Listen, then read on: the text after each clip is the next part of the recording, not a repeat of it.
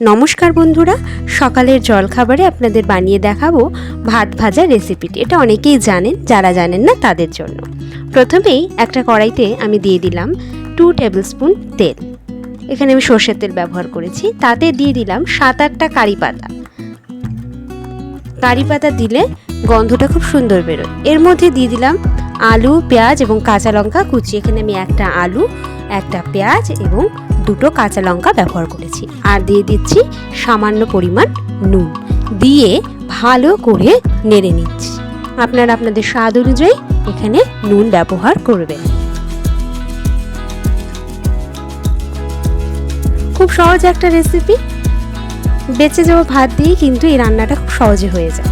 এখানে আমি হলুদ দিলাম। এখানে আমি হাফ চা চামচ হলুদ গুঁড়ো যোগ করেছি। ভাজাটা প্রায় হয়ে এসেছে। এইবার এই ভাজার মধ্যেই আমি একটা ডিম ভেঙে ফেটিয়ে রেখেছিলাম, সেটা দিয়ে দিলাম। এবার সেটাকে ভালো করে নেড়ে নেব। ডিমটার মধ্যে আমি আগে থেকে নুন দিয়ে ফেটিয়ে রেখেছিলাম, তাই আলাদা করে আর নুন দিচ্ছি না। আলুর সাথে ডিমটা ভালো করে ভেজে নিচ্ছি। ডিমটা ভাজা হয়ে গেলে দেখবে ভাজাটা আবার ঝুরো ঝুরো হয়ে গেছে।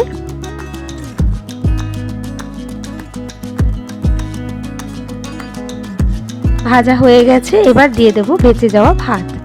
এখানে প্রায় 2 কাপের মতো ভাত রয়েছে। এর মধ্যে দিয়ে দিচ্ছি আবারও সামান্য পরিমাণে নুন। আপনারা আপনাদের স্বাদ ও পরিমাণ অনুযায়ী দেবেন। ভালো করে ভাতের সঙ্গে এই আলু ডিম ভাজাটা মিক্স করে নেব। খুব সহজ একটা রেসিপি, খুব অল্প উপকরণে খুব অল্প সময়ে কিন্তু তৈরি হয়ে যায়। আমার চ্যানেলে এই রান্নার ভিডিওগুলো দেখতে কেমন লাগছে অবশ্যই জানাবেন। ভালো লাগলে চ্যানেলটার পাশে থাকবেন। এর মধ্যে দিয়ে দিচ্ছি ঘি। এখানে আমি 1 চামচ ঘি ব্যবহার করেছি। নামানোর আগে ঘিটা আমরা দেব। ঘিটা দিয়ে ভালো করে ভাতের সঙ্গে মিশিয়ে নেব। ভাতটাকে খুব ভালো করে ভেজে নিতে হবে।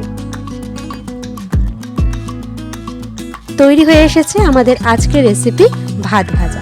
দেখুন কি সুন্দর ঝরঝরে হয়েছে। আজকের রেসিপিটি কেমন লাগলো, ভালো লাগলে অবশ্যই লাইক, কমেন্ট, শেয়ার করবেন এবং চ্যানেলটাকে সাবস্ক্রাইব করে চ্যানেলের পাশে থাকবেন।